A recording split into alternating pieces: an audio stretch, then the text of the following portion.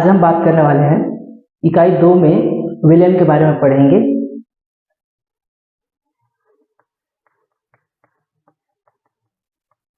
Unit 2 solution विलयन। ठीक है, अब इसको थोड़ा समझ लेते हैं। तो विलयन को पढ़ने से पहले कुछ चीजें जान लेना बहुत जरूरी है। अगर आप लोगों ने मेरा पहला वीडियो बेसिक्स ऑफ केमिस्ट्री नहीं देखा है तो आई बटन पे क्लिक करके देख सकते हैं। उस पे मैंने तत्वों के बारे में बताया था और यौगिक और मिश्रण के बारे में भी बताया था। मिश्रण क्या होता है, किस तरीके से होता है। तो मिश्रण हम पहले देख लेते हैं, क्योंकि मिश्रण अगर आप नहीं समझेंगे तो विलयन आपको समझ में नहीं आएगा। मिश्रण क्या होता है?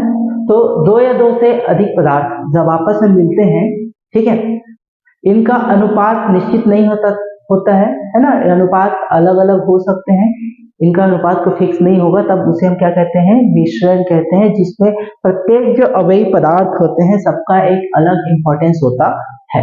ठीक है, अब मिश्रण बेसिकली यहाँ पर दो तरीके के होते हैं।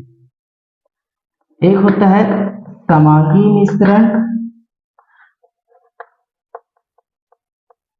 दूसरा होता है विषमांगी मिश्रण। विषमांगी मिश्रण, विषमांगी मिश्रण। ठीक है, समांगी मिश्रण का मतलब है, नाम से स्पष्ट है, सम अंग है ना, समान अंग है ना।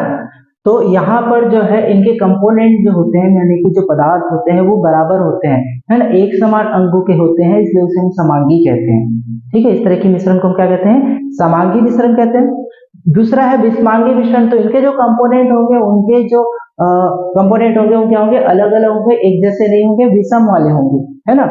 एक की मात्रा कम, एक की मात्रा ज्यादा, इस तरीके से होगा, तो हम उसे बोलते हैं विषमांगी मिश्रण कहते हैं। तो हम इस चैप्टर में जब सॉल्यूशन जब पढ़ने वाले हैं तो उसमें हम ज्यादातर भी पढ़ेंगे समांगी मिश्रण के बारे में पढ़ेंगे। ये टर्मिनोलॉजी मैं पहले इसलिए बता दे रहा हूँ क्योंकि इस टर्मिनोलॉजी का उपयोग हम बार बार यहाँ पर करेंगे। तो सबसे पहले ये कॉन्सेप्ट आपका क्लियर होना चाहिए कि व्हाट इज, यानी कि समांगी मिश्रण क्या होता है। तो समान अंग वाले, यानी कि एक समान, है ना, उनके जो पदार्थ है जिससे मिश्रण का निर्माण हो रहा है वो एक जैसे होंगे, है ना, बराबर होंगे। तो ऐसे मिश्रण को हम क्या बोलते हैं? समांगी मिश्रण कहते हैं। चलिए अब हम शुरू करते हैं हमारा जो यूनिट है, यूनिट 2 विलयन, इसके बारे में।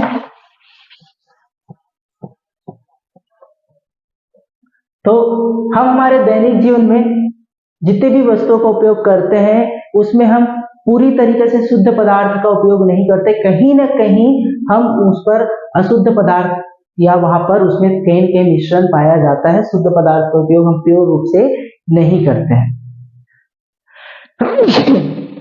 सॉरी, शुद्ध पदार्थ का उपयोग हम लोग नहीं करते हैं। आंशिक रूप से ही सही उसमें किसी न किसी प्रकार का मिश्रण पाया जाता है। जैसे कि अगर हम बात करें तो पीतल, ठीक है, पीतल जो है जिंक और निकिल का मिश्रण होता है। पीतल जो है जिंक, है ना, जिंक एंड निकिल का मिश्रण होता है। ठीक उसी तरीके से जर्मन सिल्वर है, ये होता है जिंक, कॉपर, निकिल, ये तीन चीजों का मिश्रण यहाँ पर होता है। इसके अलावा कांसा,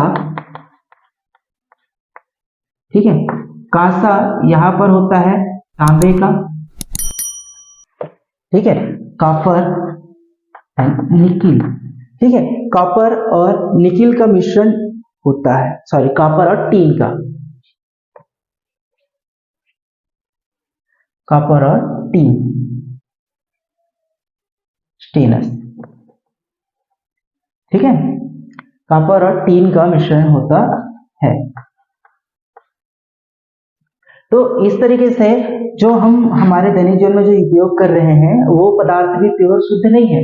कहीं न कहीं उनका कंपोजिशन क्या होता है? अन्य पदार्थ वहां पर क्या होता है? मिश्रित होते हैं, जिससे उसकी ड्यूरेबिलिटी बढ़ जाती है ना। कहीं न कहीं उसका जो है उपयोग बढ़ जाता है, उपयोगिता बढ़ जाती है। ठीक उसी तरीके से अगर हम हमारे शरीर की बात करें तो हमारा जो रक्त है ना, हमारे रक्त में हीमोग्लोबिन है, ठीक है, हीमोग्लोबिन, तो वहां पर लिक्विड के साथ साथ वहां पर कार्बन डाइऑक्साइड या ऑक्सीजन ये गैस का मिश्रण हो जाता है।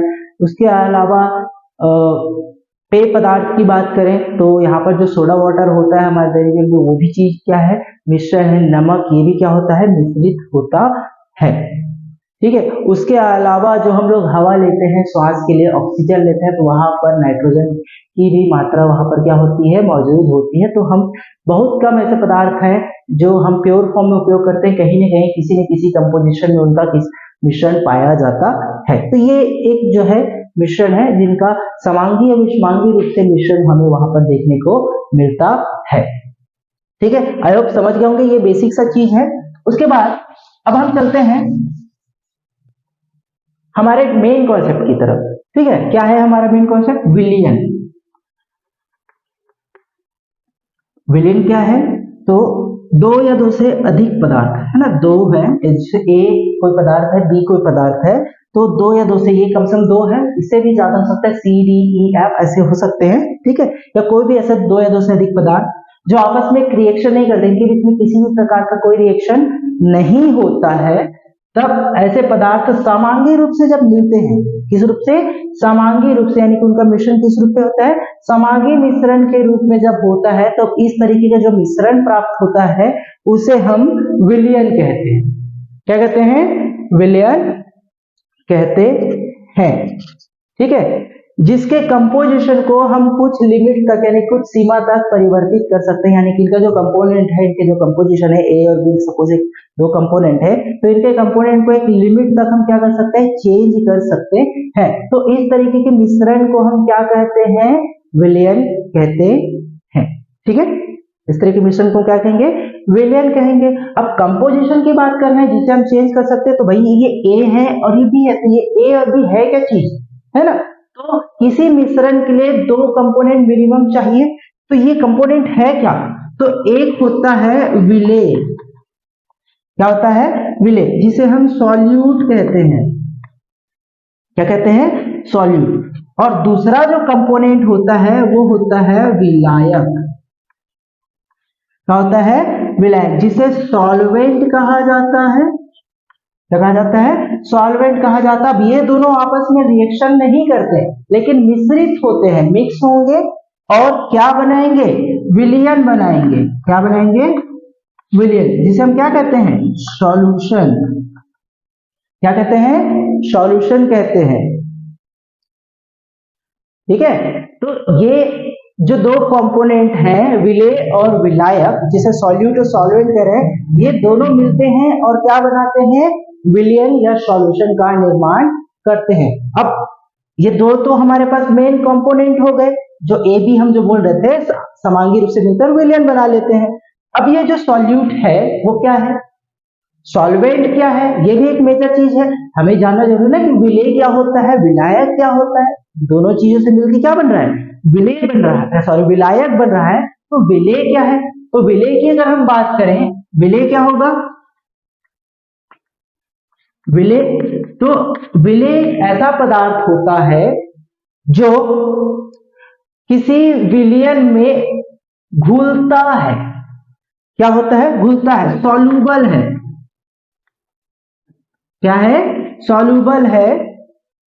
जो सॉल्यूबल होता है हम उसे क्या कहते हैं, विलेय कहते हैं। क्या कहते हैं, विलेय कहते हैं। मतलब जो किसी विलयन को बनाने के लिए खुद घुल जाता है, विलेय कहलाता है, ठीक है। एग्जाम्पल देखेंगे तो और अच्छे से समझ में आएगा आपको, और अभी इसके डेफिनेशन को कॉन्सेंट्रेट कीजिए।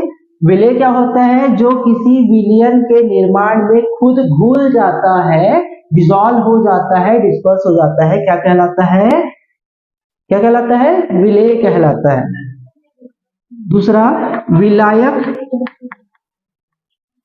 अब ये विलायक, सॉल्वेंट क्या है, तो सॉल्वेंट जो है जिस तरह का विलयन होता है ना, फिजिकली हम देखें, भौतिक रूप से अगर हम बात करें तो विलयन की जो अवस्था होती है, ठोस है, द्रव है, गैस है, तो उसकी जो अवस्था विलयन की है, ठीक उसी अवस्था में विलायक होता है, ठीक है, यानी कि विलायक की अवस्था के आधार पर ही विलयन को हम कंसीडर कर सकते हैं कि ये किस तरीके का होगा। यानी कि हम कह सकते हैं जो विलायक होता है, जो विलेय को अपने में घोलने की क्षमता रखता है।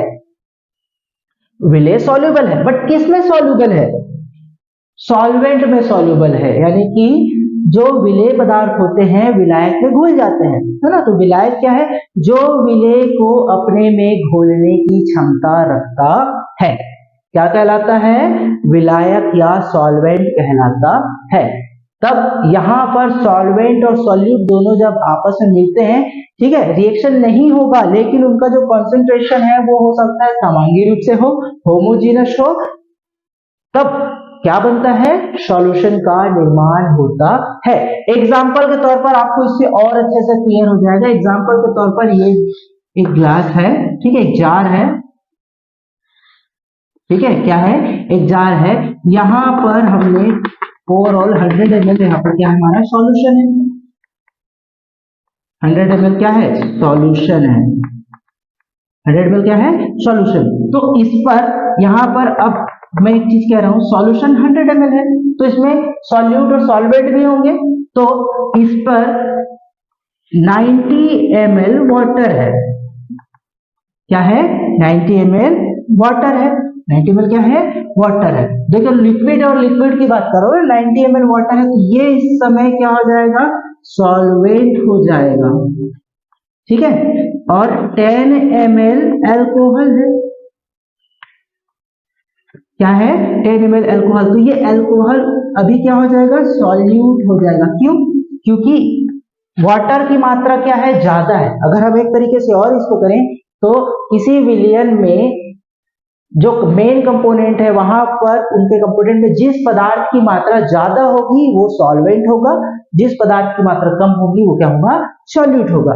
तो यहाँ पर वाटर और अल्कोहल का जो मिश्रण है जिसमें 90 ml वाटर है, पानी है, तो वो सॉल्वेंट हो जाएगा। क्या हो जाएगा?